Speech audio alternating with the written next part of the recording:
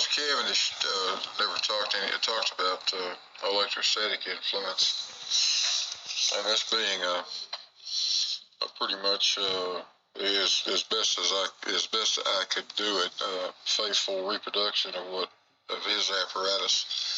I didn't consider that static electricity was going to ever be an issue here. What I didn't consider is the fact that Cavendish actually had his device. If you look at the drawings, and that's all I've got to go by, but if you look at the drawings, looks like he had it sitting on some wooden posts that were just directly buried into the ground. Now, in that day and time, I doubt, and because it's just simply an experiment, I doubt Cavendish put any kind of finish on his enclosure or anything like that. So all of that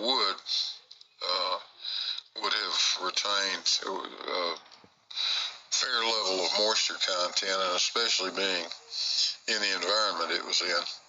So I don't think he ever had to have any issue, would have had any issue with static electricity. But over time, I started noticing that I was getting some erratic action out of this thing.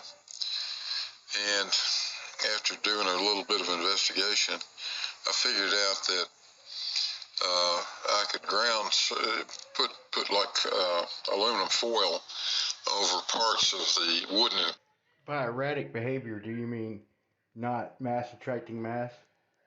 Because if it's not mass attracting mass, then that would be scaled and applied to being erratic or wrong. Closure and change the deflection. What's out of this thing? And after doing a little bit of investigation, I figured out that I could put like aluminum foil over parts of the wooden enclosure and change the deflection. Well, what's that telling you? Well, obviously, there's some surface charge being built up on the wood. It's also telling me that I can add aluminum to other sections and get other responses. So you've inadvertently made putting aluminum in there a variable. And I don't know. Finish this thing with tung oil. And I think what happened is over time, the tung oil finish dried out. The surface resistance of that stuff became pretty high. And inadvertently, I don't have it sitting on wooden posts that are in the ground. I've got it sitting on a wooden table, which has leveling feet under it, which have felt pads on the bottom of them. So I, not even thinking about it, I made a really perfect insulation system, and that wooden cabinet was actually developing a surface charge. And at one point, I could absolutely prove that mass repels mass. Well, you don't say. Mass repels mass. You could prove it. Damn, y'all have Bob and his gyroscope. Well, now, ladies and gentlemen, we have Blue Marble Science and his Cavendish experiment that could prove mass repels mass. You heard it here first. It was the wildest thing you could think of. So I thought, well, we got to figure out what's happening. So I took it apart. I got some copper foil that has conductive adhesive on it. What do you mean you got to figure out what's happening? So mass is not attracting mass. That's what's happening. You take it apart and you just got to keep getting everything just right for mass to attract mass. Sounds like you're chasing a fucking ghost, man. What do you mean, what's wrong? What's wrong? Oh, wait, hey, mass ain't attracting mass, so something's wrong. The lead ball's not attracting the other lead ball. What could it be? Aluminum here, copper sheeting there, ground wire here, there? Give me a fucking break, man. The back of it. The stuff they use to line the cavity inside an electric guitar body, for instance, and shield it against static, against electromagnetic pickup.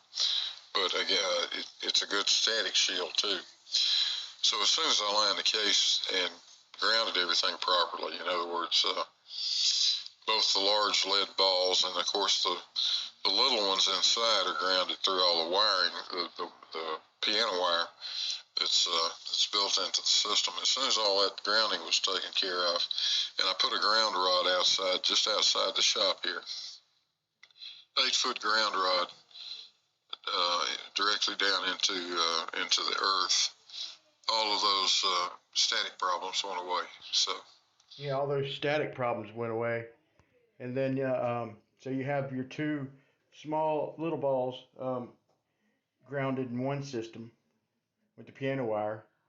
We'll call them negative, just for shit, shits and giggles, or we'll call them positive. And then the two larger balls, you have them to a 20-foot grounded piece of rebar in the ground.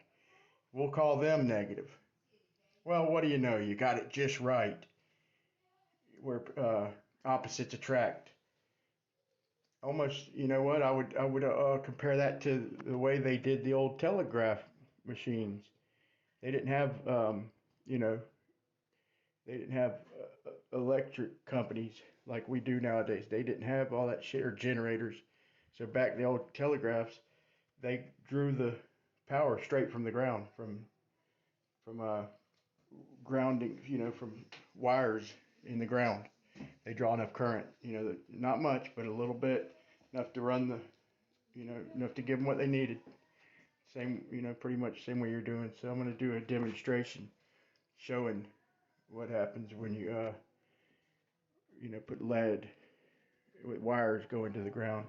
I'll try a few different things, see if we can predict up, or at least point out some possibilities of what's going on in the Cavendish experiment, because it's just too narrow. It's too narrow. Everything you do in this whole way is, it ain't right. Something's wrong. I'm getting anomalies.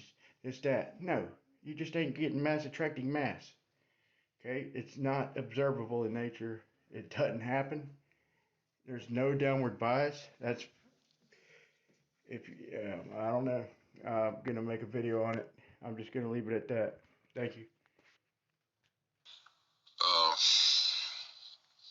That was an adventure. It was something I really wasn't counting on having to do. But I never really thought it was going to be an issue. But it turned out to be one. The other thing that concerned me, Cavendish started out with lead balls and steel hanger rods, and he decided that he would